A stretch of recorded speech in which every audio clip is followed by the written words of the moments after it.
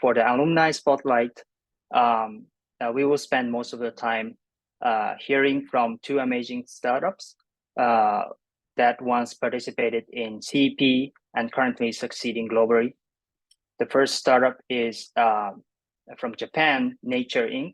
We will have a Haruumi Shiode dialing in from Japan. And then the second startup is Takachar. It's from India. We will have co-founders Vidyut, Mohan, and Kevin Kung dialing in from India later. And at the end, we will have Q&A sessions. So with our CP teams. So feel free to put your question during the presentation as well. So let's kick off. Start about the MIT Climate and Energy Prize. So we are the largest and longest running university climate and energy competition. And we started in 2007. So this will be the 17th annual competition. And we had more than 850 teams in the past. And we provided mentors to over 280 teams. And most importantly, startups who once participated in Climate and Energy Prize are continue to raise more than $1.7 billion till date. And we are proud of supporting startups from the very, very early stage to bring positive impact to the world. I would also like to announce our sponsors for this prize. So this prize is supported by sponsors. So I would like to thank Chevron, Amgen, Equinor, IHI, Mitsubishi Heavy Industries, AP Ventures, Generac, Mintz, Nextera Energy, Temasek, and MIT Sloan Sustainability Initiative for supporting us to make this prize happen. Speaking about the climate and energy theme, these 9 tracks are broad climate areas that we support with this prize. So we ask which of these tracks will be related to your startup idea so that we can best match with mentors during the prize as well. So you can find more information on the exact examples under each track on our website as well. So what's the benefit to apply to CEP? First and foremost, you will have access to global startup ecosystem here we have in MIT. And you also have an opportunity to engage with MIT CEP community, including alumni startups. You will listen later on from 2 startups and also sponsors and other partners of CEP. The second biggest thing is the industry mentorship. So we will match mentors to semifinalists in February. Mentors will include venture capitalist, industry or finance expert, and the mentorship will be matched based on your preference as well. And last but not least, we will provide more than $100,000 in cash, non-dilutive cash prize.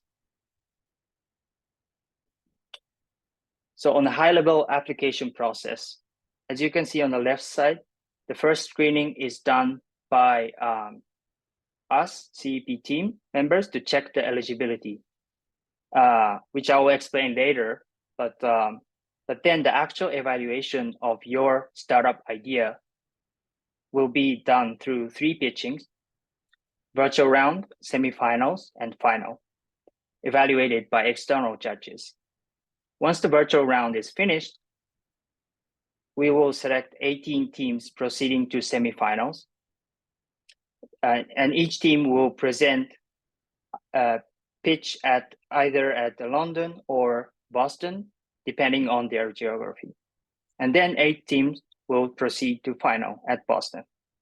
For cash prize, we will award first prize for each semifinal, and for final, top 3 places for the final, including grand prize of $100,000. So the timeline, probably most important timeline for now is the deadline of application. So we have two deadlines. First is December 7th, and the second is the January 7th, 2024. What's the difference? If you can apply early by December 7th, then you will have an early access to bootcamp, practice pitch rounds, and more benefits to come. And then we will have your first pitching will be in the virtual in early February. So a little bit about the judging criteria. As I mentioned, your business idea will be evaluated by external judges based on these criteria here, including potential climate impact, idea feasibility, solution creativity, and team composition.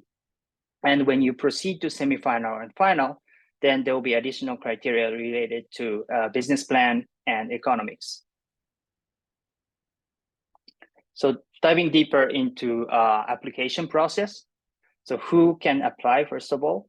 There's a lot of information, but probably the most important part is that we support student entrepreneurs. So we ask at least 50% of the team members must be students at any college or university. And if you are already incorporating a company, you don't have to, but if you are, then the 50% of the share has to be owned by students. And regarding the geography, if majority of the teams are located in Americas, then you will compete in the US round in Boston for semifinals. And all other teams will compete in Europe round in London for semifinals. And then at which stage your startup should be is that we will ask teams that have less or equal to 100K in external funding. This is because the prize is not for supporting successful startups who already raised some funding. So this external funding doesn't include government grant or university grant, but it will include equity or debt financing. So this prize is for teams. So if you are individual and looking for a team, or if your team needs more members, for the first time, we set up a matching platform, spreadsheet. It's already active on our website, so feel free to check it out. And before this session, I checked out, and there is already 20 or more than 20 people on the list, and there was actually a few teams already being matched. What are the additional resources that you will get?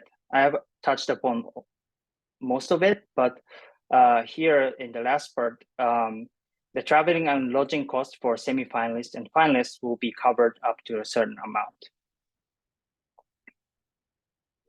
And then the last part of the application session today is about the application form, which was already open today on website, but on a high level, we ask 4 items from you. First is the basic team information. We want to check if you are students and if you meet the criteria. And the second item is the executive summary memo, which is a maximum 2 pages short memo describing a key aspect of your team business and value proposition, TRL, climate impact, and so on. And third item is the disclosure form. If you have IP or already raised capital a bit, or you have a revenue, then you have to disclose. And the last part is the 10 to 15 slides pitch deck. At the time of the application, we asked pitch deck, but the actual evaluation, as I mentioned, is going to happen only in the virtual round. So you will have time to revise the presentation before the virtual round as well. In addition to those 4 items, it is optional, but you are welcome to submit 2-minute pitch video of your business and the team. So once again, the application is open today for any university student. So check our website, and if you have any questions, feel free to reach out to us email us, and we look forward to your application. Okay, now we move on to the most exciting part of today's session, Alumni Spotlight. So I will hand over to Ritika from our applicant experience team to speak about alumni and kick off the panel discussion.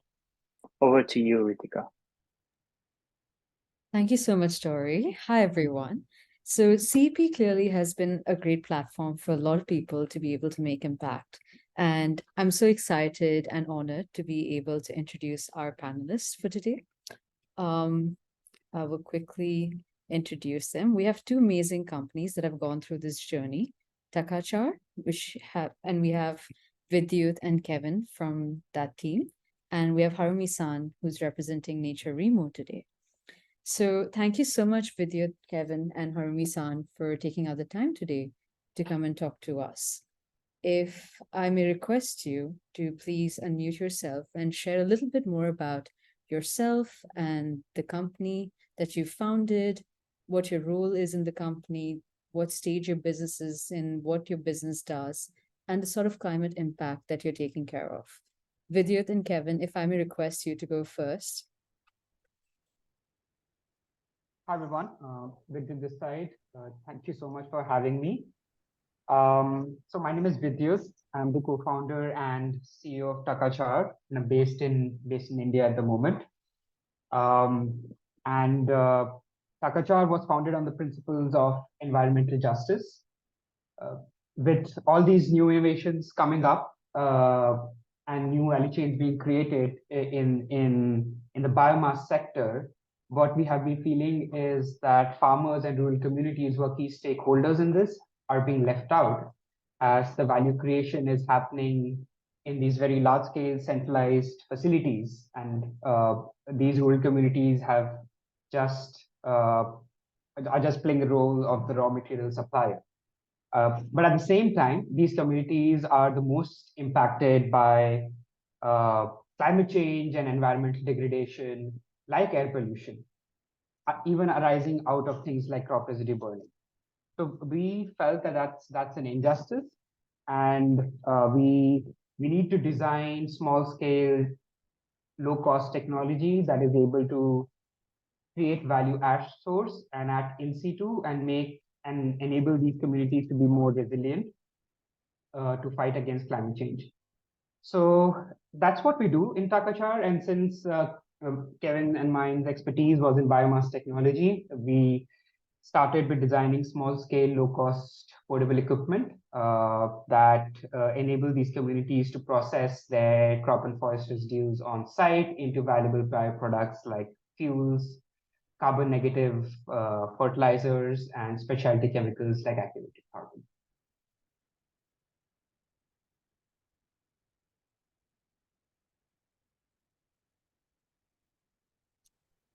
Hi, everyone. I'm Kevin, CTO and co-founder of Takachar, and also MIT alum, PhD 2017 from mechanical engineering.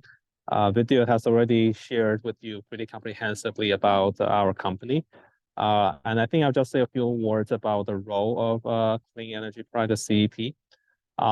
When at that time, I was still a PhD student, kind of working on the tool technology, right? So CEP was really one of the first manuals where not only was sort of the business part of the technology kind of clarified, but we also formed alliances with other MBA students to kind of compete in the competition, right? And that really opened up our eyes to much more than just kind of a scientific experiment.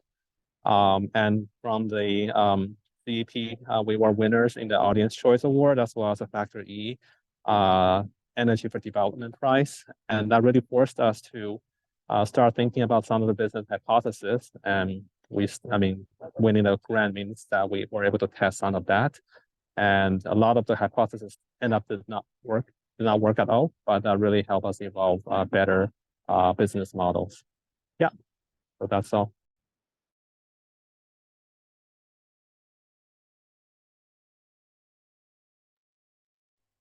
Thank you so much, Vidyut and Kevin. And Haruumi-san, if I may request you to share a little bit more about Nature Remo and your role, what Nature Emo does and the stage it is in. Sure. Can I share my screen? Yes, please.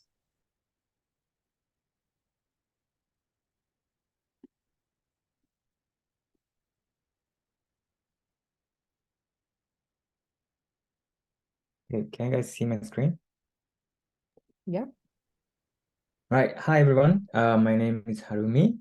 Thanks for having me today here. I just want to quickly introduce myself and the company.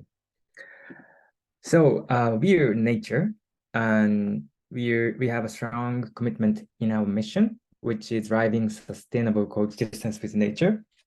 And I started this company to pursue this mission.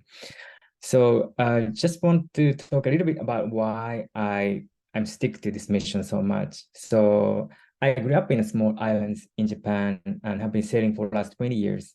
And I have experience with my father sailing from Hiroshima to Okinawa, which is more than 1,000 miles away. And one time I was alone on the deck and my father was sleeping in the cabin, and we were in the middle of the Pacific Ocean, and I couldn't see any obstacles. I could only see the ocean. And the sun was setting and turning the ocean and the sky to the red with the reflection. And the wind was pretty stable. And when wind blew, and I felt the boat was replying to the wind. And I had a super uplifting feeling in that moment. And I started to question myself, okay, why I have such a uplifting feeling in the middle of the ocean and being alone on the boat? And my answer was human being has the ultimate desire to be with nature. But I also found that we're getting farther away from our instinct. So that's why I wanted to create a company so that we can coexist with nature. And in order to achieve that goal, I decided to focus on energy sector, and especially for the demand side of the power. And so we have created a solution of IoT device and demand side management system. So a little bit about my career. I started programming when I was little. My father was engineer. He started his own company.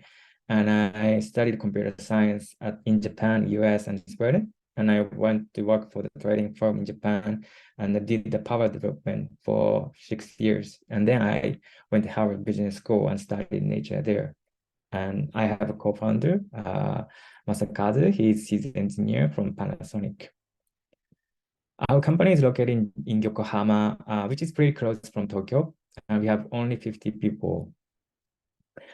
So our mission is creating platform for energy management. And we have sold more than 600,000 units of device so far, and partnering with Google, Amazon, and Japanese local utility companies. So the problem that we're solving now is, so as everybody knows, more and more renewable energy has been installed globally. Then also there's some challenges to have more capacity from the renewable energy. The first one is from the residential sector point of view, the more and more solar panel has been installed on the rooftop. However, just installing the solar panel doesn't solve the problem. You also need to manage the energy generated by the solar to maximize the self-consumption.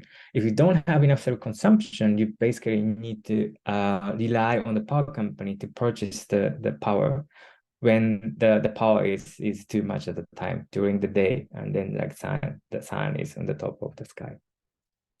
The other problem is the solar and the wind is a primary source of renewable energy at this moment, and those are pretty volatile. You can't predict exactly how much they generate, so that's why you need to have enough demand side, like enough frequency control energy, or like demand side capacity on the grid system. So that's the two big problems that we're trying to solve. So in order for us to solve this problem, we are basically creating the energy management platform from the IoT device and the cloud, and offering those services to the utility company as a demand side management program. So this is IoT device we have. You can control AC from outside. You can communicate. You can connect with a smart speaker so that you can actually control home appliances with a voice. This device is energy management device. You can monitor energy consumption, generation, and also control the energy resources at home, such as battery, electric vehicle, power station, or heat pump. Yeah, so that's a brief overview of my background and what Nature does. Thank you.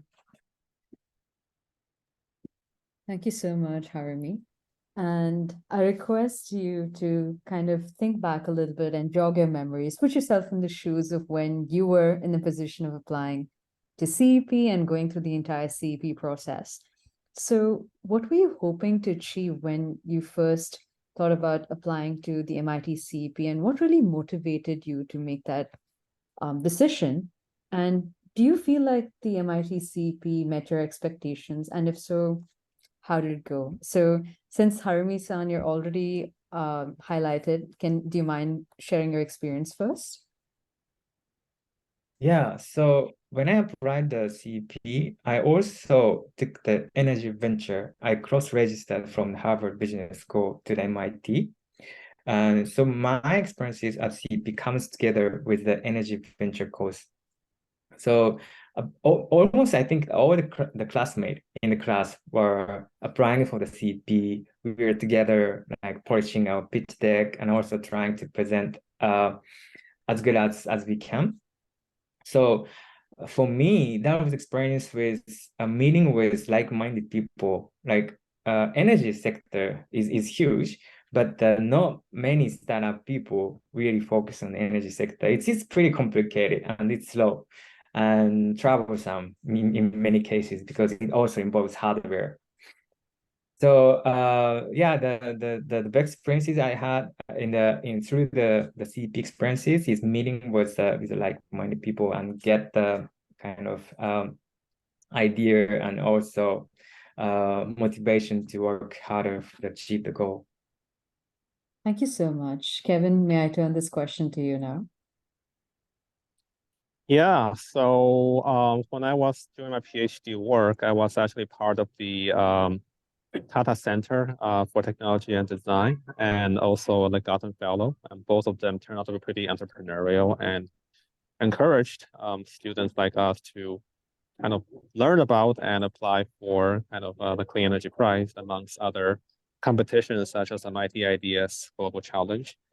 And because I think it really encourages students to kind of bring the technology to the real world. And that's how I got to know actually the CEP and kind of started applying because it looks like a pretty fun exercise, and at the same time would also learn a lot from the skills that otherwise I would not be exposed to as a PhD student. Absolutely. Thank you so much. And it's so nice to know that, conferences and platforms like these actually help you meet such dynamic people, as well as help uplift skill sets. And this actually leads very well into my next question, which is, I'm sure, as you've shared, that there were so many learnings throughout the process, but if you could just share, what was that one key or aha moment that you had, which has actually helped shape the future of your startup today and has changed the trajectory of which you operate today? Whoever is ready, I'm happy to hand over the mic. I know it's a little loaded question. I mean, I can take a stab. Go ahead, please. Okay. So the biggest learning or like aha thing I got from the competition is like it's very important for entrepreneur to craft the story based on your own experiences.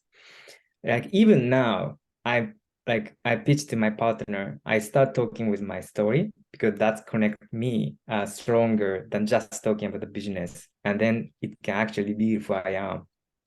So in the CEP, like the competition or pitching scene, so at that time we had basically nothing, right? We just started. We got an idea, we got a team member, maybe like 2-3, and doesn't have any traction, even doesn't have any product at the moment. So the only thing we could do was like create a story and and pitch as good as we can based on what you already have. So I really try to polish my company's goal or mission, starting from my own story. So that really helped me to raise capital and attract partner and bring new employees as well. So that's the biggest learning I got from the CEP. Thank you, Haruumi. Kevin, can I pass this on to you now? Yeah, I think for CEP, we were matched with a few business mentors. And I think one of the key learnings I had just interacting with them was that nobody really cared about the technology, right? It's really what the technology actually does in the market and how it changes people's life and add value. That's actually what matters, right? I think that's pretty transformative, at least on my part, because beforehand, I sort of say, well, it's a cool technology, let's just go sell it, right? But actually, that's not enough, right? I mean, it needs to really meet kind of specific pain points and gains that certain customer segments need to have, and that's A, and B, that segment needs to be sufficiently large to make that an interesting kind of endeavor, right? So a lot of that really help us reframe kind of even the technical development, right? Kind of the idea that I mean it's kind of a business push and pull, right? And that really allowed us to really interact with the real customers as an exercise in writing a business plan and really understanding what it is that the technology that's key to the market. Right. Thank you so much. Vidyut, if I may put you on the spot. So you did not take part throughout the MIT CEP, but you are a co-founder and the CEO now of Takachar. Would you like to share something that you think that has changed the way Takachar operates after going through the CEP process, which is different from maybe other startups in your industry?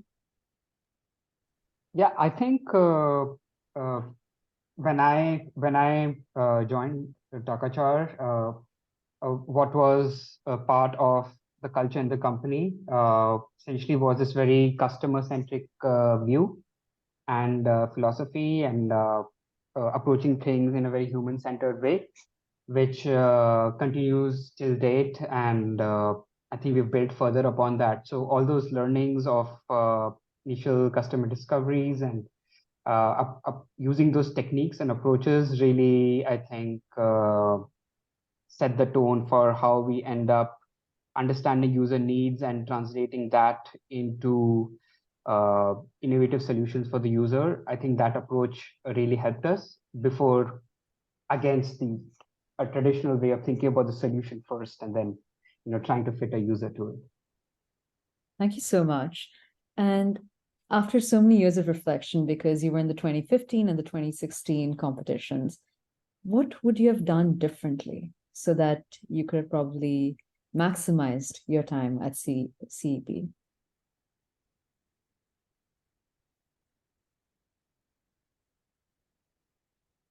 Can I go first? Yes, please. Yeah, so during preparation of the competition, I focused a lot for preparing the presentation material and also running number. But once you get out from the competition and go to the real world, traction matters most. They don't care too much about how good you craft your story. They care about what big traction you have already achieved.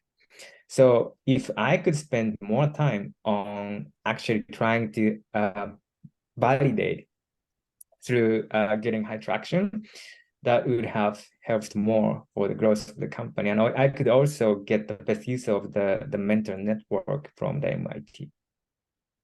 Thank you. Kevin? Yeah, I think for me, CEP is really kind of a compressed process, right, for kind of formulating a business plan and validating that and kind of presenting it in a coherent story. Right, and I think for me, I sort of did it backwards, where I did a CEP first, and then I took kind of one of the MIT entrepreneurship classes, in this case, the Energy Ventures with Bill Olet. Right, and I think one thing that I wish I would have done is really kind of taken that class first. I really have that whole semester going through the detail, kind of the different things and the details of the business plan, right? And really using that as a way to kind of prepare the CEP deliverables, right? So I think one thing I would encourage potential contestants to really just think about this sort of, yes, this is a business plan competition, but it also has a way to integrate into for credit classes and others curricula that for which you might kind of already be doing some of that prep work. Thank you so much. And before I ask you the last question on my list, and we're getting a lot of questions from the audience, I request everyone in the audience to please start sending in your questions for our amazing panelists. And if I could ask one question before I start picking up the audience's question is, what advice do you have for those who are applying or thinking about applying? And Vidyut, I request you to also give your thoughts on this as someone who's now working in a CEP-enabled startup.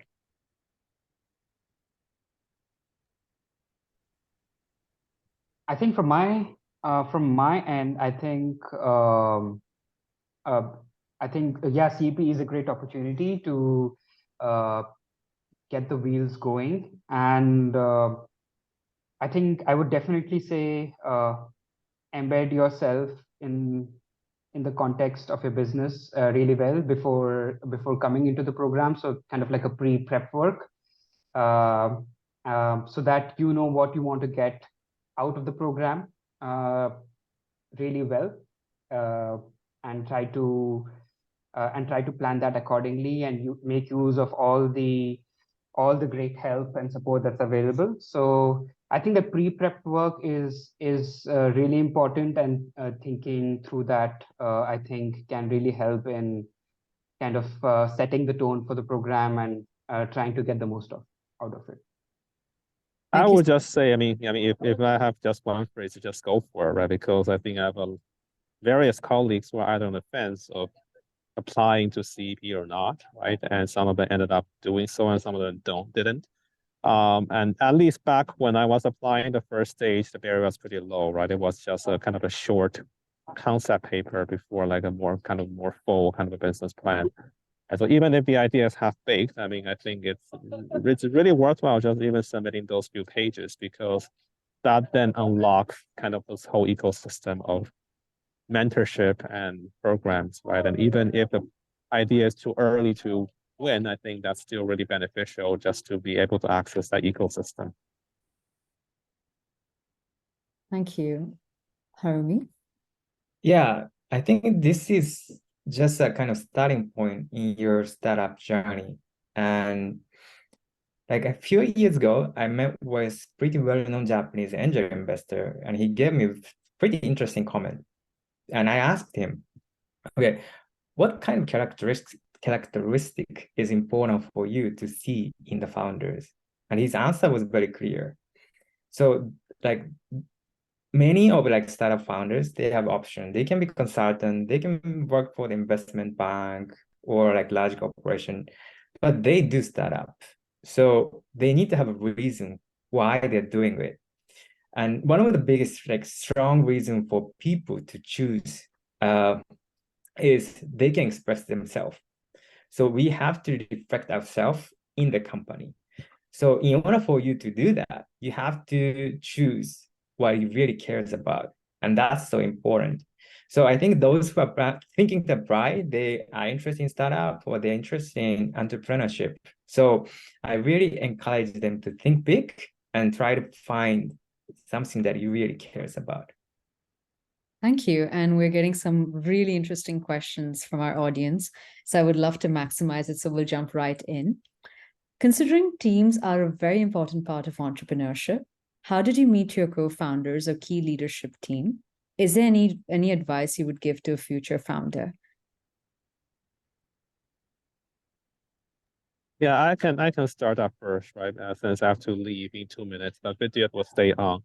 And I guess what I say is that the team that ends up being part of the CEP doesn't have to be the team that kind of ends up committing to the business, right? And I think a lot of the MIT students kind of form together a team because they're in class, right? And they want to learn something and kind of be competitive in a process, right? But just recognize that not everyone, just winning the CEP doesn't necessarily mean that this is a company, right? This is really just a starting point, as was earlier mentioned, right? And that team obviously can still have further in-depth discussions, and potentially some people graduate and don't continue. That's fine, right? And others will find and join other team members. I met Vidyut actually 1.5 years after I graduated, right? So a lot of the times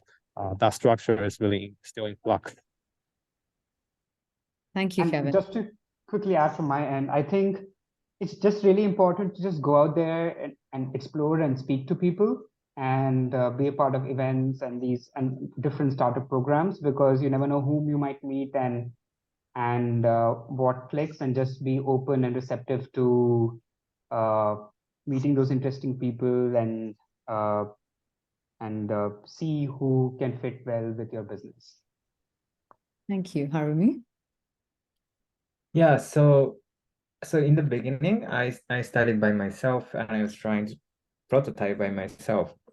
And I found a tool that allows me to quickly create my prototype.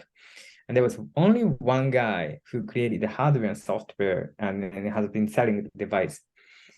And that time I realized, okay, even instead of me using his product, why don't I try to bring him in the company? And I started to negotiate with him. And in the beginning, he was not really interested. He was just like, just listening, and as a kind of curiosity. And once I make more progress, he get more serious, and I spent around 9 months, 1 year to convince him to be a part of the company. And then I managed to bring him in. Thank you so much. We have a lot of team-related questions. So to do justice, I would request you to kind of give rapid fire answers so we can go through quite a bit of them. How do you manage expectations and incentive mechanisms within the founding team?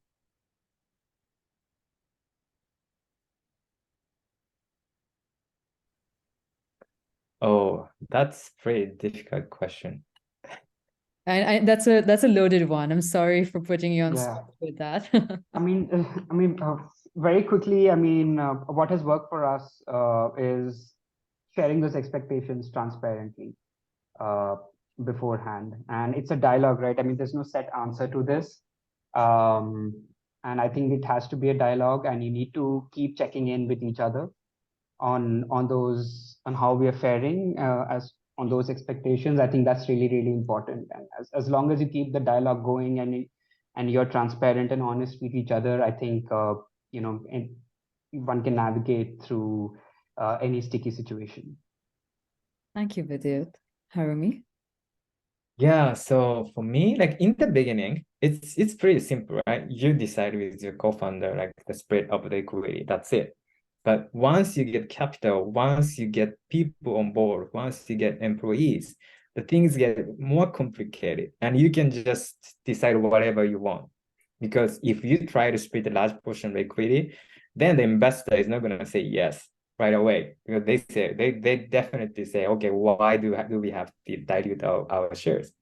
And also, if you give a big portion of the stock option to one employee, at the end of the day, those proportions will be revealed if you were public, right? And you also need to think about the balance between like different employees. So my principle is I try to do the best I can, and I try to be fair. So that's the best thing I can do. And even if I do the best thing, that might not be sufficient for that person, but I can do anything more. So that's my way of thinking it. Thank you. And how did you choose the geographical area in which you would operate your business? Was it motivated by business opportunities, or was there a personal connection that brought you there? In our case, I can say that I think Kevin's work was, since it was initially funded by the Tata Center for Technology and Design, it was a lot of exploration was happening in India. And since I was based in India, and since also there's a lot of biomass residue in India, it became a natural place of choice for us. Thank you. Yeah, so in my case, I I started my company in Boston. I registered the company in Delaware, and in the beginning, I was operating from the Boston, and we did the crowdfunding campaign for the first consumer IoT device that we sold, which is Nature Wemo. And once we started selling the device, we saw a huge traction from Japanese market. And I am Japanese, and Japan has a huge opportunity. And at that time, we only had 2 of us, and we couldn't really handle operation to sell many different countries. Selling hardware is pretty complicated. So we decided to choose one company, one country, and then we naturally chose Japan. So I came back to Japan, and I've been running the company for the last 6 years. Oh, wow. Thank you. There are a lot of co-founder related questions. So I'm going to rephrase this one a little bit. What are 3 values that one should look for when looking for a co-founder or key leadership in their team?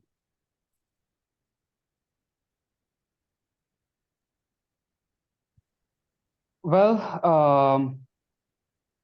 I think those values, to be honest, would differ from a person to person, because my values that I look for might be different from someone else's. It's just based on who we are as people. But I think what's really, really important to see in a co-founder is the ability to persist over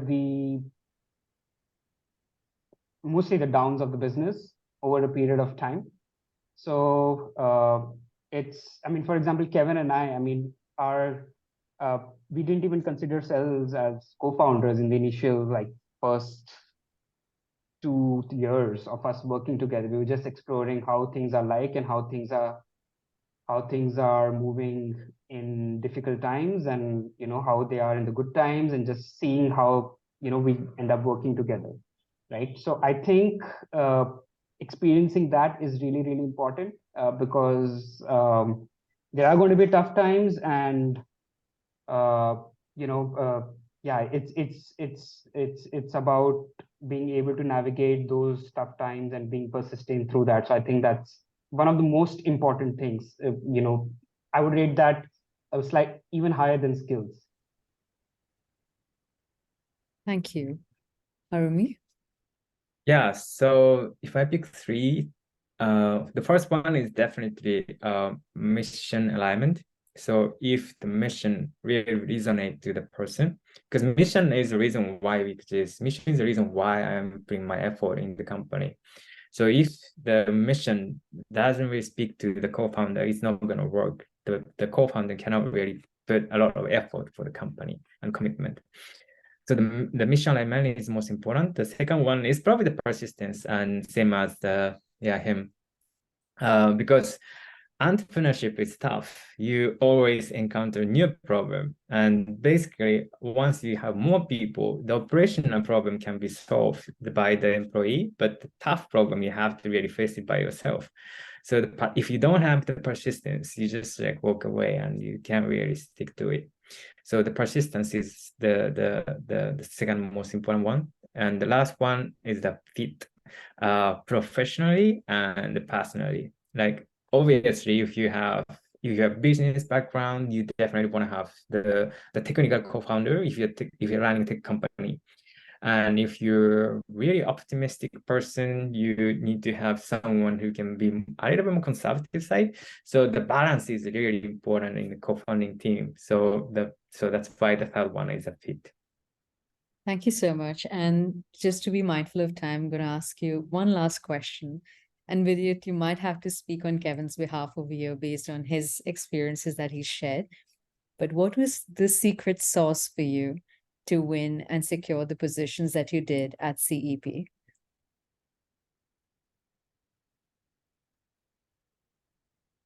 I think for us, it was being able to communicate the vision of what we're trying to do really well, and what that vision would look like if it was realized on the ground in terms of impact. I think that was something that was that I would imagine would be a big part of our application, having worked on thousands of applications since then. And also, yeah, just just that, I guess, getting into more technical details into like how our solution differs and is unique and is novel from whatever else is there in the market. Thank you, Haruumi. Yeah, so like for us, we only went to semi-final. So can I rephrase the question so that like why we win, or like why the winner got the prize? Because I think I can't remember the exact name of the company, but the winner was, I think she also did the CEP like management law, and the idea had a huge potential, and the presentation was great. So I couldn't really deliver good enough. Plus, the idea wasn't as good as the winner has presented. So yeah, I'm sorry, I can't say more. Well, thank you so much, Haruumi-san and Vidyut, for taking out the time to share your thoughts and your experiences with us. And applicants, thank you so much, and potential applicants, thank you so much for your amazing questions. In the interest of time, I will now hand it over to Cheng, who is the head of our application experience, and she will walk through the next steps of the process. But it was a pleasure talking to you, Haruumi-san and Vidyut. Thank you so much. Thank you.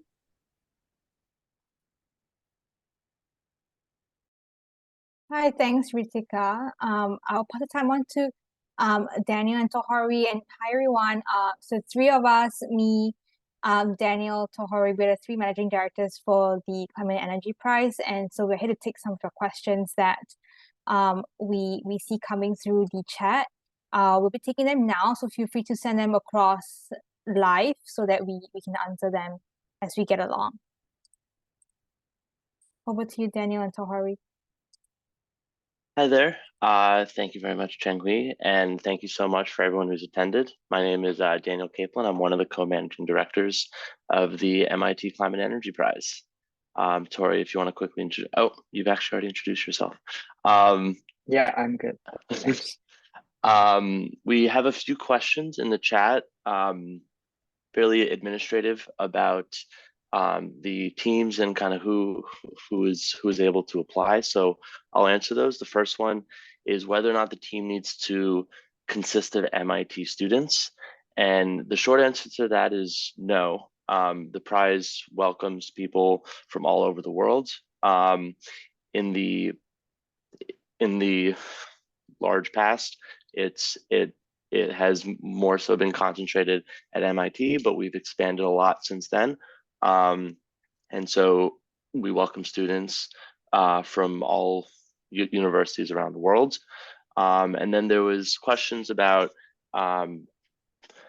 undergraduate and postdoc participation in the prize.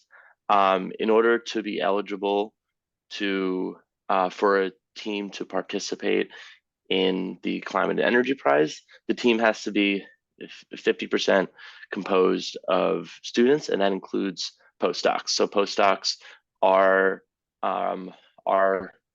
able to apply for the competition. And as an undergrad, if you have an idea or are interested in joining a team, we highly recommend you participate.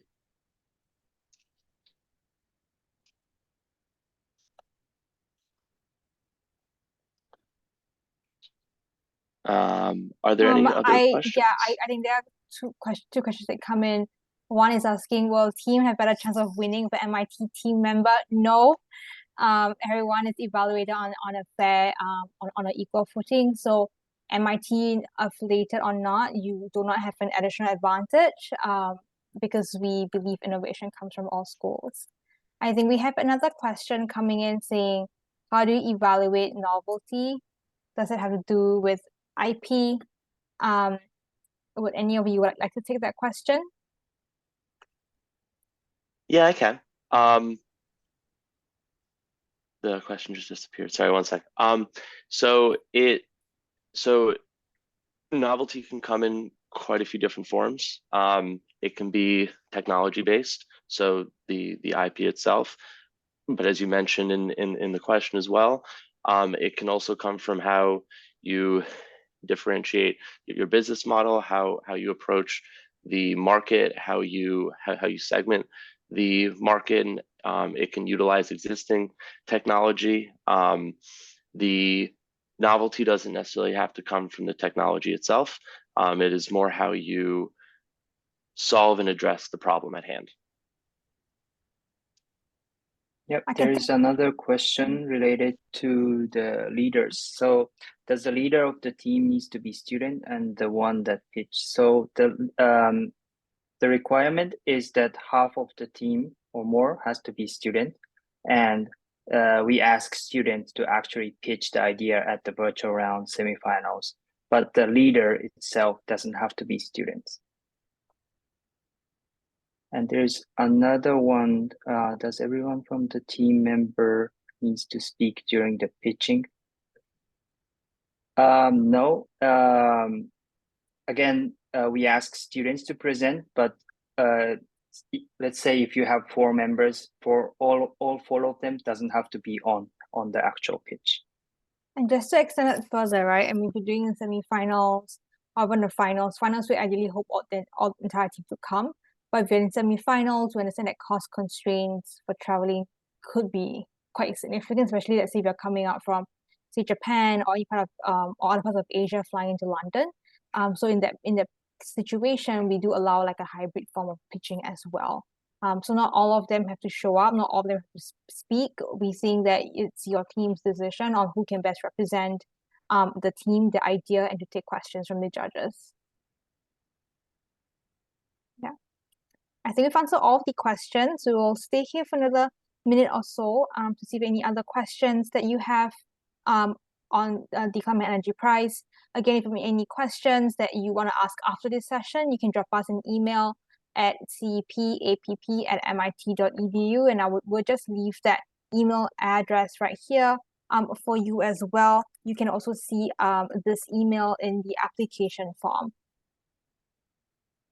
Yes, also, I think most of you came from this, you already filled up this form, but if you haven't already, please feel free to fill up this form, which we will use it for to notify you for any new information going forward.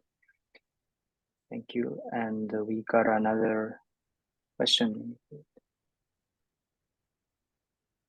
Oh yes, so yes, we will post our recording on website.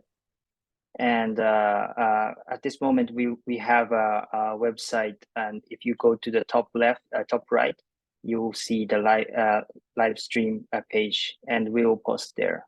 Thank you so much.